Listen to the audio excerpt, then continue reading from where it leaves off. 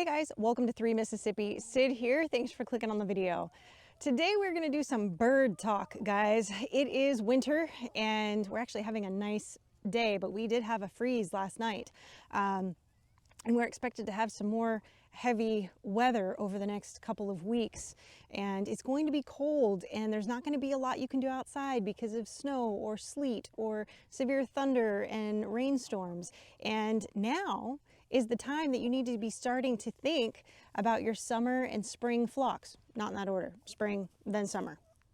Anyway, now is the time to start planning and figuring out what you want your flock to look like in the next coming year. Let's get after it.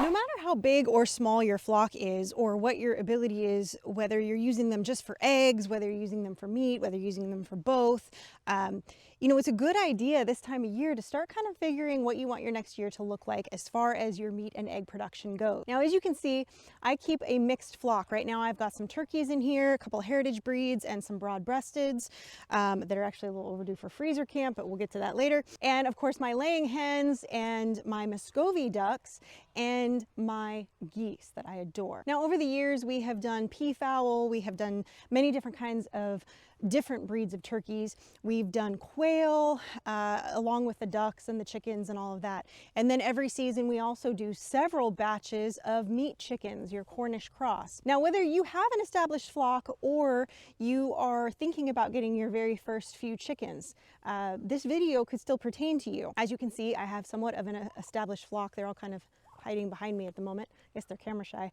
but I didn't always have birds. I had to start somewhere. And I love starting locally. If you're in an area where you're able to, maybe via Facebook groups or feed stores, find some local people to your area that are breeding the types of birds that you want to start having. This is great for a couple of reasons. You know that the bloodlines are good. You can kind of pick their brain a little bit. You can see if they're good breeders. You can see if they're good moms, if they're going to be able to hatch out those eggs on their own. Now, if you're in an area where that's not really an option, or maybe you haven't been able to find anything like that, I do recommend getting chicks instead of hatching eggs from out of state or somewhere else sent to you. It's not that it can't be done. You can have them shipped. You can let them settle for 24 hours before you put them in the incubator. That's so that the air sac has time to settle before you start actual incubation.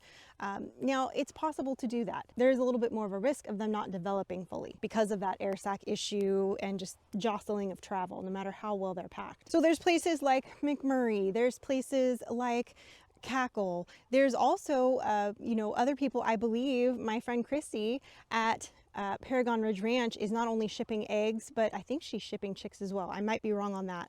And she's in the Oklahoma area. She's got wonderful birds and wonderful breeding program that she's doing there. Shout out to Chrissy. But not everybody has those contacts or even knows where to start. So starting at maybe a hatchery that has a good reputation like McMurray or Cackle or something along those lines, just to name a few, is a good place to start. You're able to kind of research the breeds a little bit. You're able to kind of see what they have to be able to hatch them out. Now, if you're strictly looking at egg layers, you're going to want to be looking at birds that are hardy for the conditions that you live in. If you get somewhere where there's extreme cold or extreme heat or both, you're going to want to find a breed that can handle both of those things and be hardy enough. I like hatching out my own birds when I have a good rooster or some good geese behind me, or my turkey eggs. I've used both an incubator over the years and a bird that has gone broody to hatch out my babies. I've had the best luck with my midget turkeys hatching out birds that I had back in the day when I still had midget turkeys, and also with my Muscovy ducks. Now, Muscovy ducks do take a little bit longer. They run closer to 35 days for incubation. But if you're looking to just hatch out some chickens, I do like keeping a silkie on hand. I don't have any silkies at the moment. I've been unable to remedy that since we landed in Mississippi, but I am still working on it. They are great little moms. They don't abandon the babies. I've never had one that abandoned the babies. I've never heard of anybody that hasn't had just great luck with using silkies to hatch out. Now, granted, they're small birds. If you know anything about silkies, they're a smaller breed chicken, so you can't shove 47 eggs under them because they won't be able to cover them all up. You do have to kind of do them in smaller batches, but that's okay too. I like to keep my birds on some pasture here. They've got their home base, as you can see behind me. Right there is their coop that they can go up into at night or when the weather's really bad. But most of the time you'll find them out here picking through the grass, eating the bugs, enjoying the sunshine when we have it, and just kind of living their best life. Now, the thing to keep in mind when you're planning your flock, if you're planning on breeding some of your own birds and you do keep them in a mixed flock like this, now's the time you want to start thinking about separating them. Female birds can hold on to the reproductive juice, if you will, from their male counterparts for quite some time. We're talking several weeks. And a good rule of thumb, if you're really wanting to breed certain birds together, especially if you have multiple roosters in your flock or something of that nature, you're really going to want to separate them out and keep them separate from the boys that you don't want them to be around, because if they were to lay eggs, let's say around the 2-week mark, and you collected them to incubate them, who you think the daddy may be may not be the daddy. Okay, so it's important to kind of start planning where you're going to keep your birds separate if that's something that you need to do in order to just breed a specific chicken that you're trying to breed, so that you can really ensure that those are the ones that are the parents and that you're not going to have any issues with surprises as far as, you know, your copper Moran rooster is now the daddy to these little barred rock chicks that are running around, that are now half and half.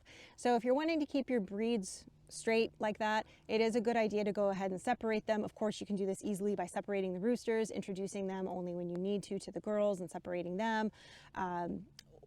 Obviously during the time that they're laying, and if you're going to be then collecting the eggs to incubate them yourself, or if you're going to be letting somebody in their little neighborhood family here incubate them for you. This is also a really good time of year to kind of check over the health of your birds. Now, you should be doing this daily when you're out there feeding, watering. I like to look over every single bird every single day. Doesn't mean I pick up every single bird and like give them a really good thorough once over every day. But I do look at every single bird in the flock. I look to see if one's not eating, if one's gone off by itself, if there seems to be, you know, any pox forming, or if they seem to have any limps or anything that might indicate they have bumblefoot or something of those, you know, those natures. I check to see the stool that's on the ground from the various birds. I look to see if anybody's showing any signs of having any illness or, hello, turkey just ate my hair. Any illness or ailments. Honey, don't eat my hair, sweet girl. We're doing, mama. We're doing. You know, it's important to kind of have those checkovers with them and kind of keep an eye on them. And this is a good thing because it's a good habit to get into, number one. But before you're going to be thinking about maybe breeding some of your birds together, you know, look at them. Do they have the characteristics that you want to breed? You know, if I had a couple of these toms running around, I would want to pick the tom that had the best characteristics for breeding that I wanted to continue. You know, the biggest, the hardiest, the one that made it through the winter the best, and the heat the best, and all of that. Those are all things that I would look at that breeding stock to see if those were truly the ones that I wanted to move forth with. Now for me, with the meat birds that we do, the Cornish cross that I mentioned earlier, we do several rounds of batches of 50. We've done, you know, I think the most we did one year was about 350, if memory serves. And it's a lot of work, but we pasture them out here, and we process them all ourselves.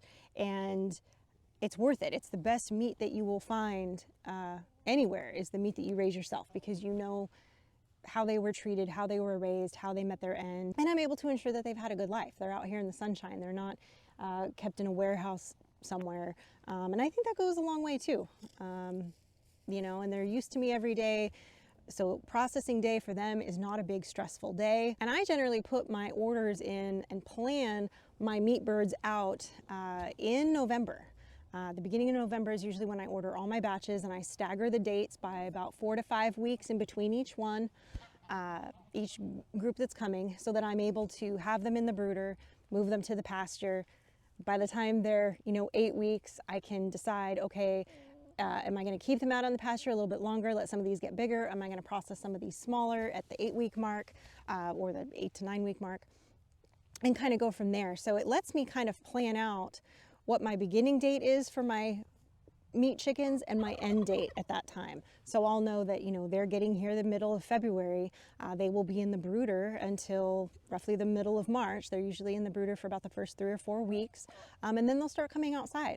They'll start being out on pasture in a chicken tractor. We're actually going to build a couple more chicken tractors this year so that we can rotate them through a little bit differently. Have one for the bigger birds, have one for the younger ones that are coming out to pasture at the beginning of their 4-week mark, and the ones that are, maybe pushing the 8-week mark, that we can maybe keep them a little bit longer, let some of them get a little bit bigger, maybe pull some of the larger ones at that point, and do some different sizes of birds, because we do like to let some be more Cornish game hen size, some be more, roasters or fryer size, and kind of just gauge it from there. So you're talking anywhere between usually the 1.5 to 2 pound dressed out mark to, maybe somewhere around the 6 pound mark if you let them go for a while.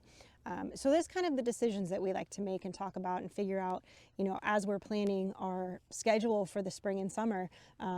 What's our cutoff date for with each batch of birds? When do we want to be done processing them? Because we don't want to be processing birds in August.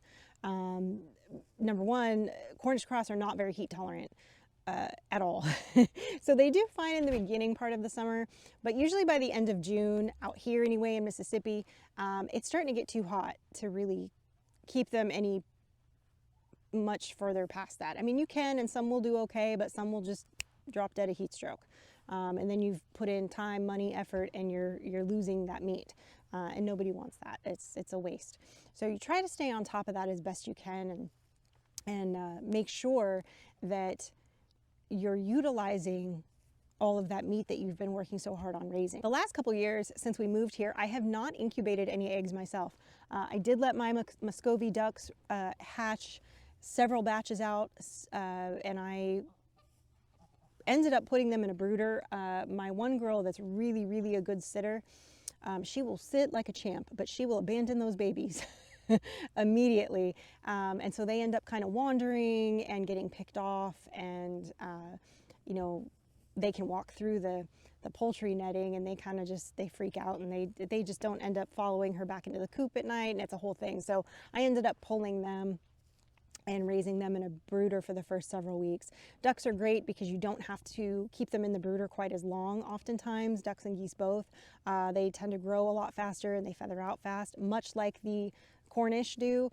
So usually I can keep them in, depending on the weather and the time of year, I can keep them in the brooder for between 2 to 4 weeks and return them to the flock with no issues. Whereas if most of your laying hens, you've got to keep them generally in the brooder for 8 to 12 weeks, depending on the breed, before you can kind of put them back out with gen pop, as I call it, and back into the yard so that they can kind of start establishing themselves, and they're big enough to deal with the pecking order of their initial disbursement into the crowd. I did order some more Australops, which is a good dual purpose breed as well. And I do like to, I've mentioned this before in videos, I like to keep some black chickens. It's a good deterrent for overhead predators. Hawks and crows don't get along. The hawks think that there's crows down here and they kind of leave them alone. When I keep black chickens, I have a lot less problems with overhead predators than I do. And then also with the geese. The geese are really good at deterring that. They'll squawk and holler and hoot, and they'll kind of keep issues away. You'll see they kind of always keep one eye up at the sky. They're always looking for predators. They're really good little patrol and alarm clocks and guard dogs in that sense. So I did get some of those Australops. I think I got a half a dozen unsexed. So I may get some roosters out of that. If I do, then next year I will definitely be breeding some, separating them out and breeding them so that I can have some, you know, full-fledged babies. However, I am going to try to breed my Sebastopol geese this year. I have 2 Sebastopol girls and I have 1 Sebastopol boy, and I do have Roderick, who is my Roman tufted. He was supposed to be a Sebastopol. They sent me the wrong bird when he was a baby, but I love him and he's weird, and so I've kept him. However, I will have to separate them at breeding time. They have a very short breeding window in May, and so I will have to pull him and separate him from them so that they can have their time with Benedict, and we can get Millie and Evelyn in a family way with fertilized eggs, and then I can collect those eggs. I will not be letting them sit. Those 2 are notorious for making nests in the worst possible places. They will not do it in the coop. They will only find like a weird place outside to try to do it, and have not had good luck with them trying to hatch out their own. So I will be doing that, and that is going to be stressful because geese eggs, Sebastopol eggs in particular, are very, very, very picky about their conditions when they're hatching, so you really have to babysit the incubator, and especially when you get to those last 3 days of when they're going to be hatching, you really have to be on that humidity level. So I'm nervous about it. I'm hoping I can do it. I would love to be able to have some of their babies to sell, but we'll see. We'll see if I'm able to do that. But this is why it's important to start planning now, because you do have to think about, okay, I'm going to be separating them. Okay, I'm going to be doing this, to gauge what you're going to do and what your goals are with your poultry for the following season, especially when it comes to laying hens, because they do take so much longer to reach maturity. If you're hatching out birds in like May, you're looking at like, you know, October before a lot of breeds might start laying. You know, and then you're going to be going right into winter. So the days are going to be shorter, it's going to be colder. They're not going to be laying as frequently, like right in the beginning.